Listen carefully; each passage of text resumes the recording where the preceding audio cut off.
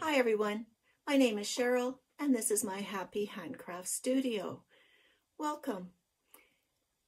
I have several new subscribers thanks to Whip Parade. You know, that is when we really love to see what other stitchers are working on and to see if either they have projects that we really identify with and would love to do, or do something totally different from what we are stitching ourselves. It's nice to see the variety and the diversity in our stitching community. So for people who are new to my channel, I live in the foothills of the Rocky Mountains near Calgary, Alberta. I do many different kinds of handcrafts. I spend my day making things. I love to be creative. I also enjoy reading, and so today you will see my stitching. I have a new handcraft project that's kind of new to me after like a 20-30 year hiatus, and a book review. I have some great books to recommend. All right, so I'll start with some questions that I had on some previous videos. So I had questions about the Real Comfort sampler. And one of the questions I had was, did I use 310, DMC 310? And yes, that is the thread that I used. It was 310 for the whole thing. Another question I had is, what is the color of the linen? So this is my own hand-dyed linen, and I'll show you just what I did. So I was looking to dye a really deep blue for a project I was working on, and so I used Denim Ritz dye. So for this one, I just dipped it. I just put it in for, you know, seconds probably, and set it. And then this is the color that I got by leaving it in the dye longer. If you have a linen that you like and you can get a big piece of it, it's great to try dyeing different colors and see what you come up with. All right, so I have a fully finished object, and this one, it's different from my normal finishing. I was in a dollar store during Christmas time, and they have these little tins for cookies or baking with a clear part of the lid, and I thought, I'm going to try it. And so this is the little finish I have.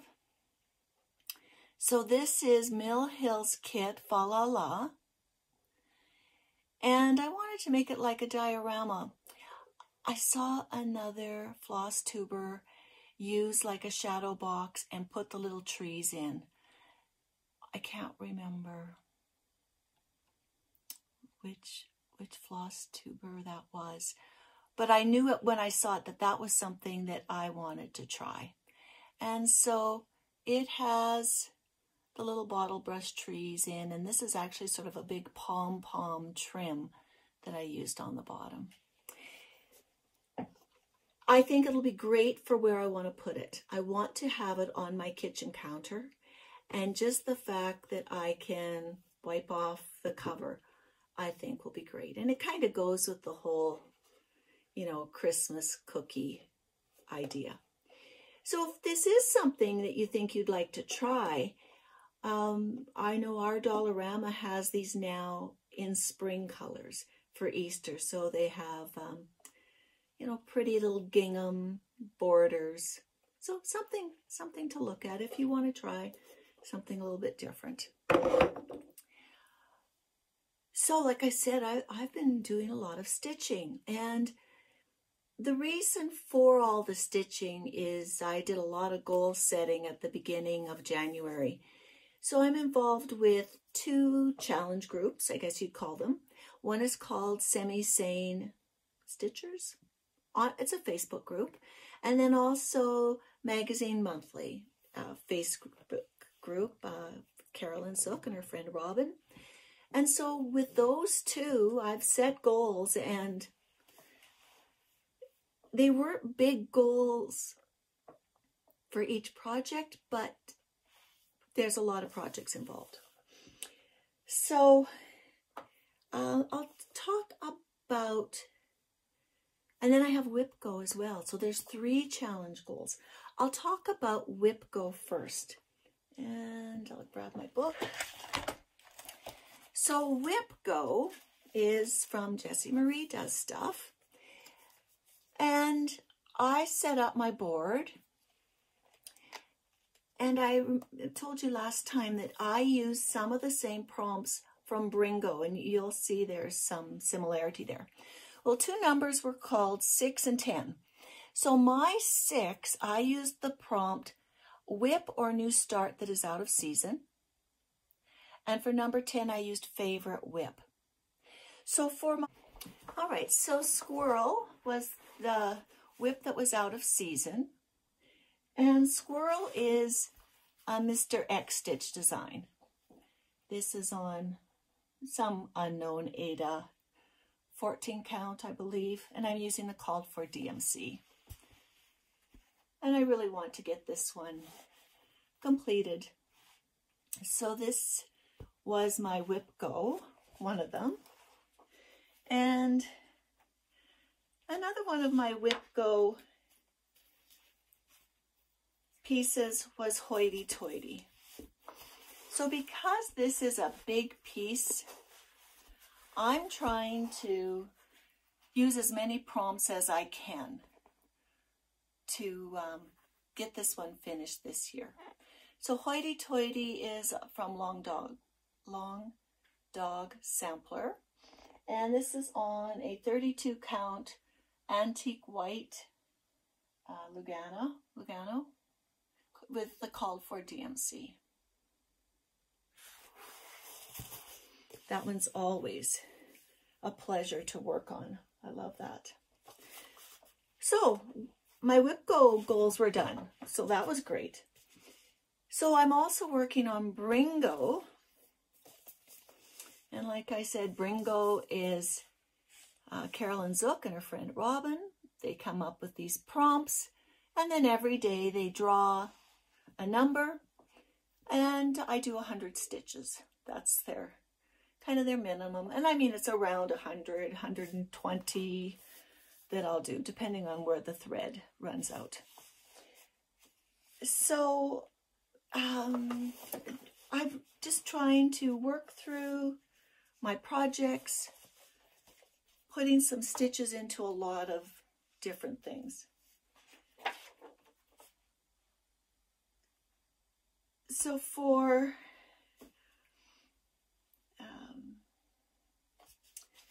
one of the most recent calls was a whip with something sparkly. And so for that one, I chose to do my Queen Elizabeth II in Her Coronation Dress. And I also have this as another goal for at least 300 stitches for the month, and I've done that. Now, I broke one of my mother's rules. My mother always said, do the recipe the way it's called for the first time. And the recipe for this one was to do the face 2/2 with some different stitching around the eyes. And I've decided to do it 1/1. The face. Now, I'm not sure when I'm done if I'll think then I should have done the neck as well in 1/1. I've never done a fancy lady before, so I don't know when you do them if, you know, if you do the face 1/1, you do the neck area 1/1 as well. Tell me if you've done it. I also think from a distance, will it matter? You know, like, am I really getting just too close to the work? So this is one of those projects as well that I want finished this year. And so for semi-sane stitchers, they set up yearly goals. And one of my yearly goals for this is 300 stitches a month minimum, with hopefully a finish at the end of the year. So we'll see. All right. And then another stitch that is on 2 different challenges, and that is Remember November. So Remember November is a MarNic design, and I'm doing it on a 28 count Monaco. I'm using basically the called for threads. There might be a few changes, just what was available. My big change with this was when I was doing the lettering 2/2, I was not happy. It was jaggedy looking, and so I've ended up doing it 1/1, which makes the lettering, you know, a lot of stitches because it's Remember. It's a lot of letters, but I'm happy with the way it's looking. So, you know, I work on a letter, I work on the flowers. So, you know, it will be coming. So again, this is a yearly goal to have it finished. So stay tuned, please. Keep coming back. See what kind of progress I make. Another one that is kind of on Bringo, but also I have other challenges for, is 'Tis the Season. 'Tis the Season is a sub Rosa design, and it was in Punch Needle and Primitive Stitching magazine Christmas Winter 2021. And this is on a 28 count even weave in Mushroom. This was my winter solstice start, and it's also on semi-sane stitchers. There's a challenge, this or that, and I think this time it was either hot or cold. Well, this one has snowflakes, so it was for cold. And for that challenge, you just try to do as much as you can in the month. And this is a nice, easy stitch in that there's big blocks to do. So I'm really enjoying working on that one as well. And for Bringo, I used this one for a whip that was in season. So you can see a lot of these pieces, they're in multiple challenges, which is good because I get many stitches in. This next one was a whip that was out of season. So this is one of the Oology birds. I'm not sure if it's number 2 or number 3. And that one is coming. This is on a 28 count Ice Blue Cashel linen. And that's like a full coverage part, but luckily it's just a small egg. So you can see change of clothing. It's a new day. Had an interruption yesterday. So I'm just going to continue on with the works I have in progress. All right, so the next work in progress was on a Bringo call. This is Pumpkin Alphabet, and it's by With Thy Needle and Thread. It's on a 14 count Zweigert. And for the prompt for Bringo that I used this one for was a whip or a new start you would take on vacation. And so this one has a nice big count, so it's easy to take. This is the one that I take to library stitching because it's so easy to see without any kind of magnification. If you are in the Calgary area and you are interested in coming and meeting some local stitchers, go on to City Stitcher's YouTube. She has information about meeting with the group on Saturdays, and she has the latest update in her latest video. We meet at the Signal Hill Library this time at the end of January. We'd love to see you there. We love Stitchers. We like people who like the things we like. All right, so I'll be continuing with that, probably at the library. And the next piece, this is called Chocolate Bunny, and it's from Teresa Gil. This is on a 32 count chocolate raspberry linen, and I'm using the called for colors.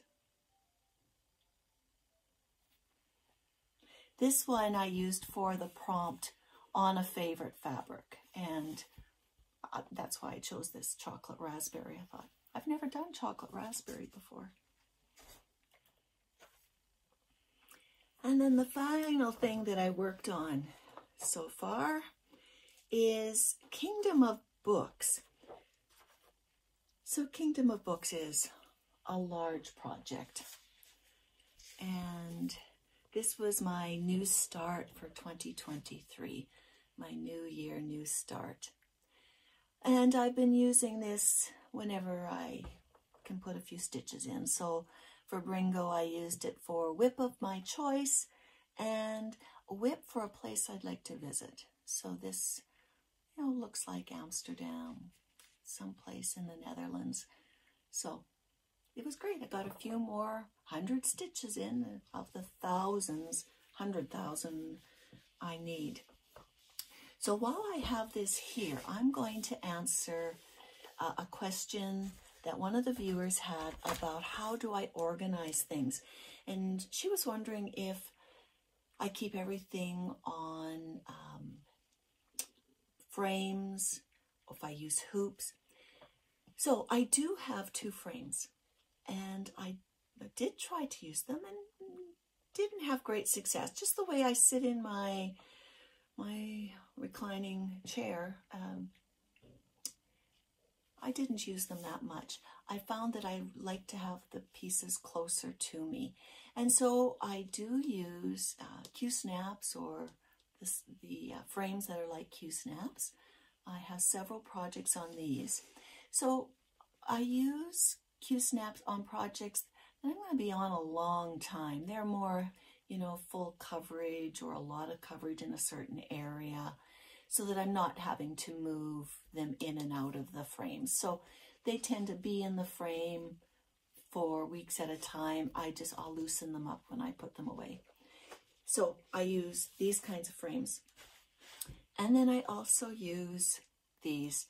So if I'm doing a really small project like Oology, I'll have it in a small frame like this. And then basically anything else, I like these frames. I get a really nice tight surface to work on when I use these.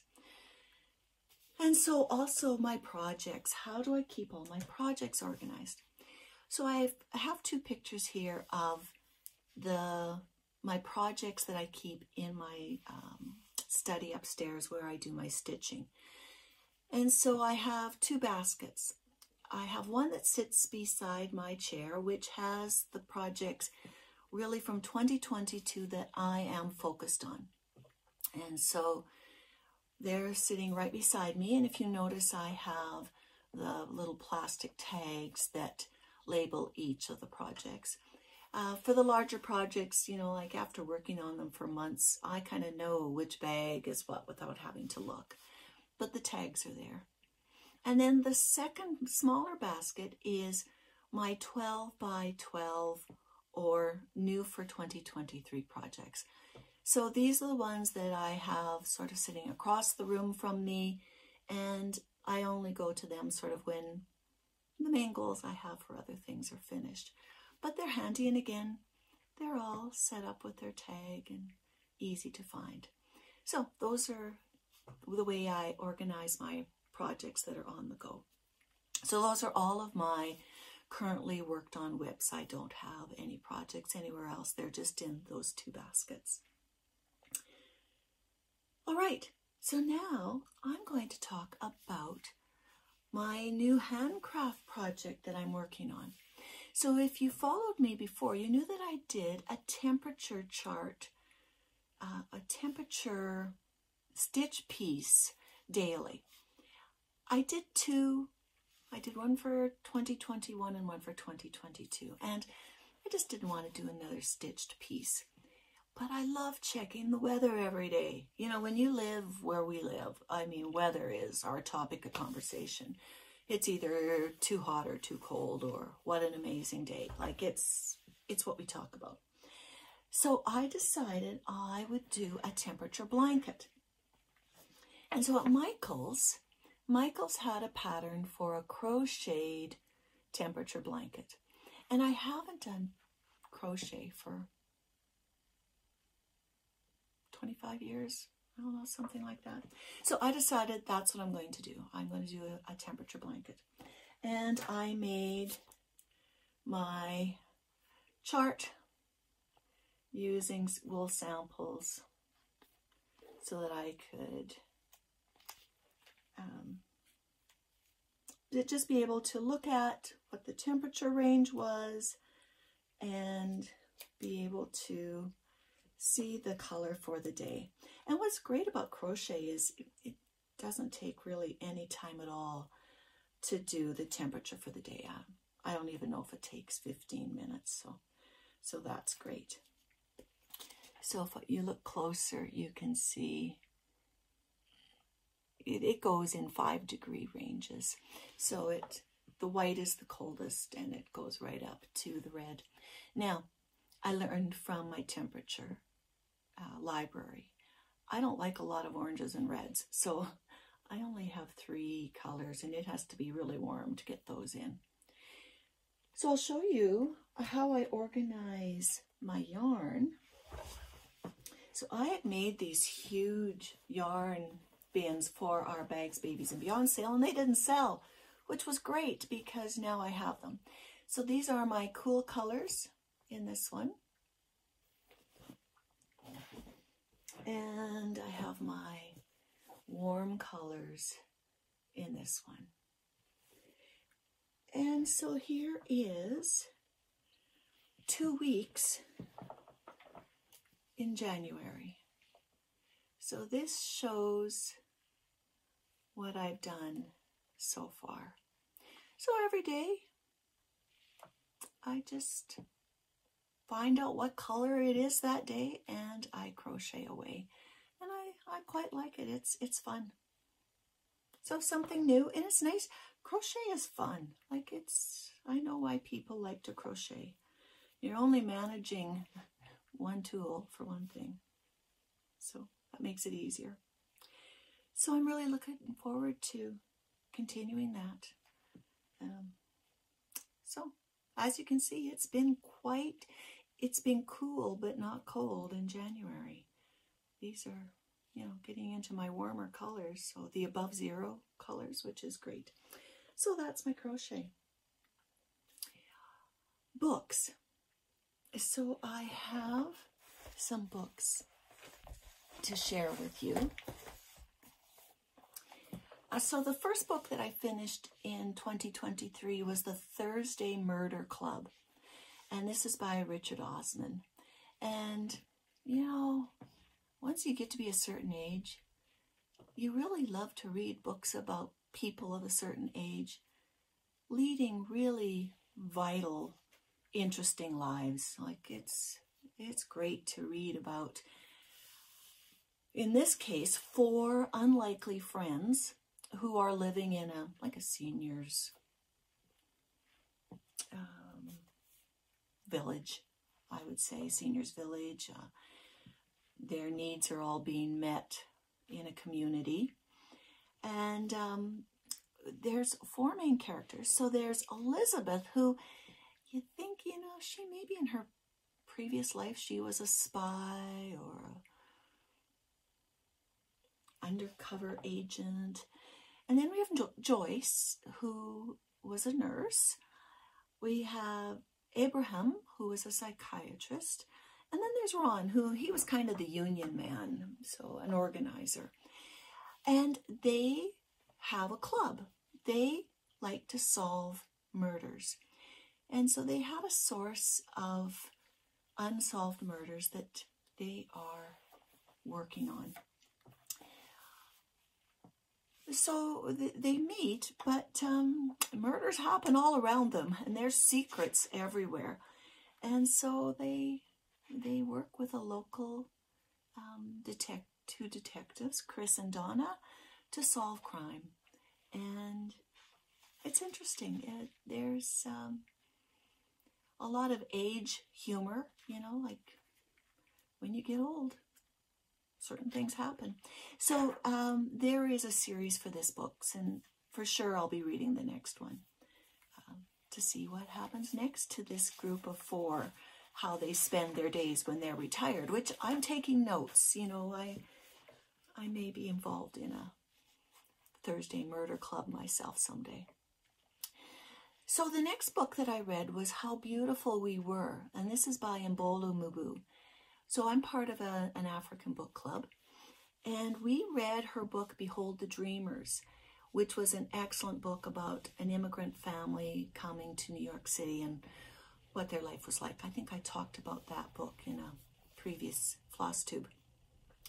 Well, this one is based in Africa, about how a small village manages when a large petrochemical company moves in and begins to destroy their environment through toxic waste and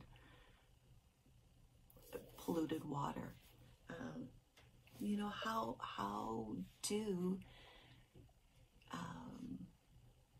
people who live in an agriculturist society fight a huge multinational corporation? So that was really, really interesting, and based, I think, on a series of events that happened in Nigeria involving petrochemical companies. And then the last book that I read was The Sea of Tranquility, and this is by Emily St. John Mandel. Now, I loved her Station 11 book. If you like to read about pandemics, Station 11, excuse me, itchy nose, Station 11 was wonderful. Now, Station 11 came out before we had a major concern about the pandemic.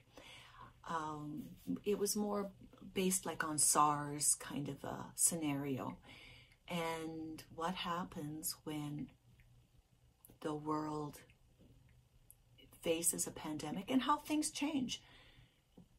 Not a hopeless book. There was some real hope in this book. So Station 11 was great. Well, this next book, The Sea of Tranquility, happens in the future. And it's at a time when there are colonies on the moon, basically dealing with, you know, what's happened on the Earth. There's now colonies on the moon. And it's about the life of a writer who writes about pandemics, and you know, Emily St. John Mandel kind of uses her own experience of writing about being an author, writing about pandemics, to be an author in the future, writing about pandemics, and time travel happens. So this, you know, is a science fiction type book. I like time travel, you know, like Time Traveler's Wife and The Lion, the Witch, and the Wardrobe. I don't know if that's time travel, but you know, you go to different worlds and different times. So it was interesting. You know, if you like that kind of thing, it's getting really good reviews, but I think it's going to be for a selective audience who really likes that whole futuristic time travel genre. But it was great. I'm glad I read it. Didn't like it as much as Station 11. I mean, I'd recommend Station 11 first, but Sea of Tranquility is interesting. And based in Canada. So Emily St. John Mandel is a Canadian. Her books are based in Canada, so it was great. All right, so I think that's everything I wanted to show you. My plans. So my plans are to finish up Bringo. So there's only another, 10 days or so of Bringo left. So I'll get all of those stitches done, and I've already met all my goals. I mean, pat on the back. So I'm going to be using my tiny decision wheel, and I'll show 2 wheels. One is going to be my 2022 projects that I want to get finished. And then the other wheel will be my 12 by 12 and my 2023 starts. I have 2 2023 starts. And so I have the rest of the month to get stitches in. All right, everyone. It's been great visiting with you on 2 days. They've been 2 good days, so that's all positive. All right, everyone. Get stitching. Be happy. Bye-bye.